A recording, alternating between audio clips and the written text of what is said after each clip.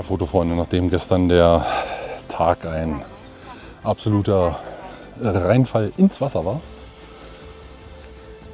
sieht das Wetter heute ein bisschen besser aus. Also wie gesagt, die Städte haben mich so gar nicht abgeholt. Aber heute geht es jetzt wieder in den Wald hinein. Eine Strecke rausgesucht, die ins Hochmoor führt. Ja, mal schauen, wie es hier heute wird.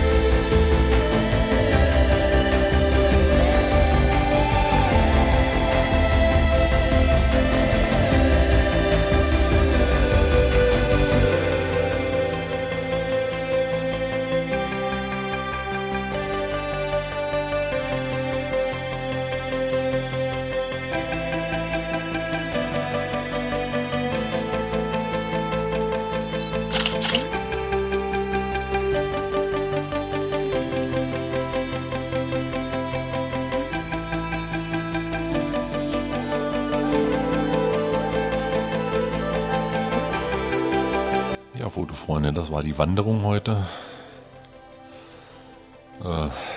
Wettertechnisch gab es heute alles. Also wir sind losgegangen bei stark bewölktem Himmel, dann kam der Regenbruch, danach war es nebelig und jetzt zum Abschluss hatten wir dann Sonnenschein. Ja, Spaß gemacht hat es trotzdem, auch wenn ich während des Regens natürlich ganz schön am Fluchen war, weil man klitschnass war. Aber die Strecke war sehr schön. Tolle Natur hier, kann ich nur noch mal sagen. Ja, das war jetzt der Tag für heute. Jetzt geht es gleich nur noch essen und dann war es das.